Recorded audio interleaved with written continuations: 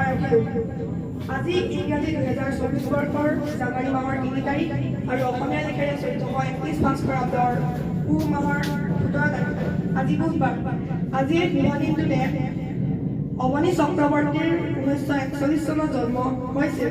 তেখেত এগৰাকী ভাৰতীয় কবি, ঔপন্যাসিক তথা প্ৰবন্ধকাৰ আছিল। লগতে আজি এই দিনটোতে সতীশ ধাৱনৰ 2003 চনত মৃত্যু হৈছিল। তেখেত এগৰাকী গণিতজ্ঞ তথা এৰস্পেচ অভিযন্তা আছিল।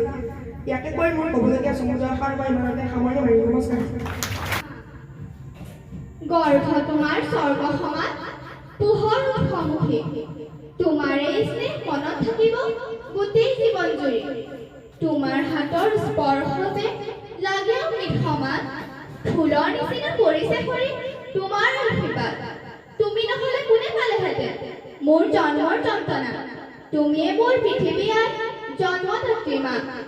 তোমাৰ আশীৰ্বাদত, তোমাৰ স্নেহত হম জীৱন জয়ী। নোৱাৰো তোমাৰ ঋণ সুধাব ঐ স্নেহময় মা। ধন্যবাদ।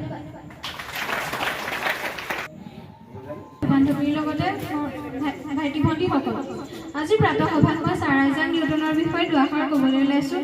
তাত যদি কিবা ভুল ভ্ৰান্তি হয় শুধৰাই ল'ব বুলি আশা কৰিলোঁ। আইজাক নিউটনৰ জন্ম হৈছিল 1642 খ্ৰীষ্টাব্দৰ 4 জানুৱাৰী তাৰিখে ইংলেণ্ডৰ এখন সৰু চহৰত। নিজৰ প্ৰতিভাৰ বলত আইজাক নিউটন এজন মহান বিজ্ঞানী হৈছিল যদিও তেখেতৰ পিতৃ আৰু ককা দেউতাক নিৰক্ষৰ আছিল। নিউটন এজন মহান বিজ্ঞানী হৈছিল যদিও তেখেতৰ পিতৃ আৰু ককা দেউতাক নিৰক্ষৰ আছিল। নিউটনৰ মাতুল বংশ শিক্ষিত আছিল বাবে মাকৰ ফালৰ ককাকে নিউটনক শিক্ষিত কৰিবলৈ অধিক যত্ন লৈছিল। সৰুকালত পঢ়া শুনাত অমনোযোগী আছিল যদিও নানা ধৰণৰ খেলনা আৰু যন্ত্ৰপাতি তৈয়াৰ কৰাত নিউটন পাৰ্গত আছিল। তেখেতৰ এই প্ৰতিভাৰ কথা তেখেতৰ মোমায়েক আৰু বিদ্যালয়ৰ এজন শিক্ষকে গম পাই তেওঁৰ মাকক যথেষ্ট বুজাই তেওঁৰ উচ্চ শিক্ষাৰ বাবে মান্তি কৰাইছিল।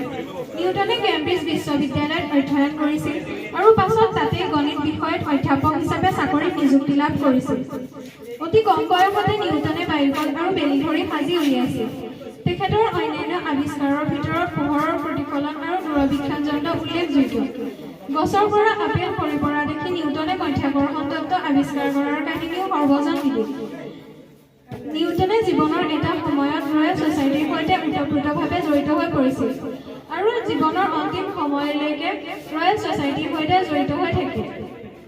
নিউটনৰ আৱিষ্কাৰবোৰে সমসাময়িক বৌদ্ধিক জগতখনক আলোড়িত আৰু বিস্ময়াভিভূত কৰিছিল। এইজনে মহান বিজ্ঞানী, গণিতজ্ঞ তথা দাৰ্শনিকৰ মৃত্যু হৈছিল 1642 খ্ৰীষ্টাব্দৰ 1727 চনৰ 20 মাৰ্চ তাৰিখে। ইয়াকে কৈ মোৰ ক'বলগীয়া দুআষাৰ সামৰণি মাৰিলোঁ। ধন্যবাদ। আজি মই প্ৰাতঃসভাত মহলোকৰ বাণী দুটামান ক'বলৈ লৈছোঁ। তাত যদি কিবা ভুল ভ্ৰান্তি শুধৰাই ল'ব বুলি আশা কৰিলোঁ। মহাপুৰুষ শ্ৰীমন্ত শংকৰদেৱে কৈছিল যে ঈশ্বৰৰ চিন্তাৰ প্ৰধান ক্ষেত্ৰত মানুহৰ বিশুদ্ধ আত্মা আৰু বিশুদ্ধ মন। সৎ চিন্তা সৎভাৱে মানুহক যিমান নিকা কৰে সিমানে ঈশ্বৰক উপলব্ধি কৰা সহজ হয়। স্বামী নিগমানন্দই কৈছিল যে মুখখন চিলাই কৰি বাকশক্তি নাইকিয়া কৰাটো গৌণতা নহয়। কথা ক'ব পৰা শক্তি থাকিও যি নিৰৰ্থক এটা শব্দও প্ৰয়োগ নকৰে তেওঁহে মৌনী। চৰ্দাৰ বল্লভভাই পেটেলে কৈছিল যে কৰ্মৰ উপাসনা হাঁহিয়ে জীৱন। যি জীৱনত সুখ দুখ দুয়োকে হৰ্ষভাৱে গ্ৰহণ কৰিব জানে তেওঁৱে জীৱনত প্ৰকৃত সৌন্দৰ্য উপভোগ কৰিব পাৰে। ধন্যবাদ।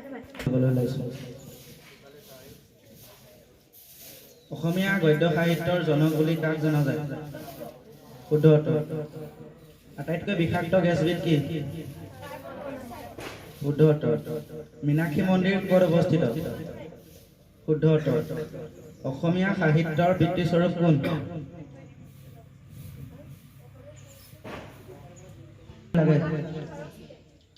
ইয়াৰ শুদ্ধ উত্তৰটো হৈছে 8 মিনিট 20 ছেকেণ্ড।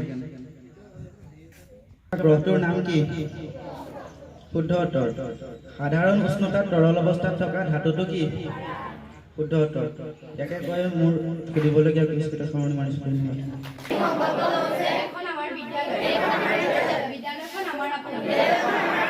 আমি সদায় বিদ্যালয়খন পৰিষ্কাৰ কৰি ৰাখিম। আমি বিদ্যালয়ৰ নীতি নিয়ম মানি চলিম। আমি শিক্ষাগুৰুৱে কোৱা প্ৰতিটো কথাই মনোযোগেৰে শুনিম। আমি ছাত্ৰ ছাত্ৰীসকল